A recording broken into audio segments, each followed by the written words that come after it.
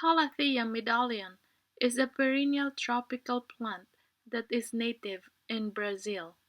The plant is flowering plant in the wild, but if they are in indoor, don't expect flowers. Instead, you can appreciate its beautiful green, silvery, and fuchsia foliage. The plant prefers moist, well-draining soil. It thrives in medium, indirect light, high humidity, and temperatures between 65 to 80 degrees Fahrenheit. Fertilize monthly during the growing season using a diluted liquid fertilizer. Keep the plant out of direct sunlight as it can get burned. It thrives in medium to bright light. It can also grow in low light environments, but sunlight is important to maintain its vibrancy and decorative markings. Water the plant regularly, but do not overwater. Keep the soil moist, but not soggy. The Calathea Medallion is not drought resistant, but it can still forgive you if you forget to water. Do not leave the plant in oversaturated soil. Water less frequent in winter time. It is important to avoid overwatering, as Calathea medallions cannot survive in soggy soil. They prefer porous potting mix with good drainage. I combine compost, perlite, and coco coir because it holds moisture and also drains. As a tropical plant, Calathea medallion thrives in humid environments when grown indoors. If you need more humidity, try misting water or rest the planter on a pebble water tray. You can also use humidifier. Grouping houseplants can also increase the moisture in the area. Keep the temperature warm, preferably between 65 to 85 degrees Fahrenheit. Avoid cold drafts and sudden temperature shifts. Leaves can curl or droop in less than ideal conditions. During the growing season, fertilize every 4 weeks with a houseplant fertilizer. There's no need to fertilize during winter. Over-fertilizing can cause root burn and even death. Calathea medallion propagation is done by dividing the roots, called rhizomes. Early in the growing season, carefully divide and untangle the roots. Then, place the new divisions in fresh soil. Keep the soil moist. It may take a month for the new plants to establish their roots in their new container. Tinanthe setosa is also known as Never Never plant, Gray Star, and Prayer plant is native to Central and South America, primarily in Brazil. It is a tropical plant that thrives in a warm, moist, and shady environment.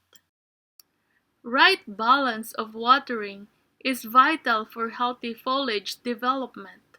During the warm summer growing season, the soil should remain moist but never soggy. Too much water and poor drainage can quickly lead to root rot and lead fungal issues.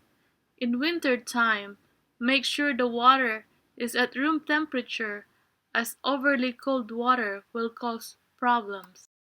The pot should have a good drainage holes to prevent water from sitting around the plant roots that can cause root rot. When the plant given the right conditions, it can reach 3 feet tall. Too much direct sunlight can result in the colors on leaves to fade. Providing them with sheltered spot that gets bright but indirect sunlight will ensure the most dramatic display on the foliage. When growing indoors, a well-draining soil will help to ensure the right combination of drainage and moisture retention. The plant needs plenty of humidity to thrive, Ideal temperatures are somewhere between 60 to 80 degrees Fahrenheit. They cannot handle dramatic changes in temperature. They don't do well with drafts or dry air. If you need to increase the humidity, you can put the pot on top of a pebble tray so that the water cannot soak the roots, but water can evaporate and provide moisture to the plant. A humidifier is also a good investment and also good for you. Plants with large, lush leaves like the gray star generally benefit from regular feeding with a weak fertilizer during the growing season. In the fall and winter, when growth slows and stops, feeding should also be stopped. You can propagate the plant from stem cuttings or offshoots. Make your cuttings around 5 inches long and take from a healthy stem with around 4 leaves. The plant can benefit from pruning. Pruning is by removing the damaged or old leaves from the base of the stem. Trimming this off will direct the plant's energy into the young growth.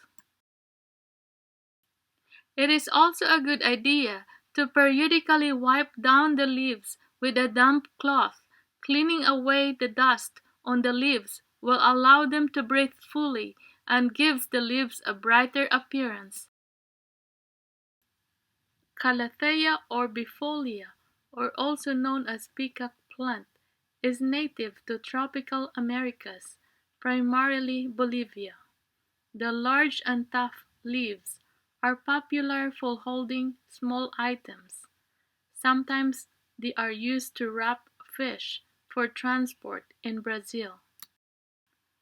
During its growing season of spring to summer, the Calathea orbifolia should have a moist soil, but in the fall and winter, it need only watered when the topsoil dries. To keep a Calathea orbifolia happy, it must have a moist soil, similar to its native rainforest. But be careful, the soil should not be soggy to avoid root rot. The plant must have an environment that reflects its native rainforest. This means plenty of humidity. You can put the pot on the top of a pebble tray or use humidifier. You can also put this plant in the bathroom to get moisture from the shower. If there's not enough humidity, the plant's leaf tips will turn to brown. The Calathea orbifolia must get several hours of indirect sunlight to bring out its color. It should be exposed to indirect light only, as direct sunlight will cause the leaves to burn, wither, and fall off. The plant can tolerate the shade, but it requires plenty of indirect light to really bring out its color. The soil requirement of this plant is a well-draining soil, a soil that can hold moisture but not soggy. The plant is a rainforest plant. Rainforest has high humidity, so we should copy the environment. Provide moisture to the plant. They requires temperature between 75 to 85 degrees Fahrenheit. Like many Calathea plants, Calathea orbifolia does best with diluted water-soluble fertilizer. Feed them once a month during its growing season, which is spring and summer.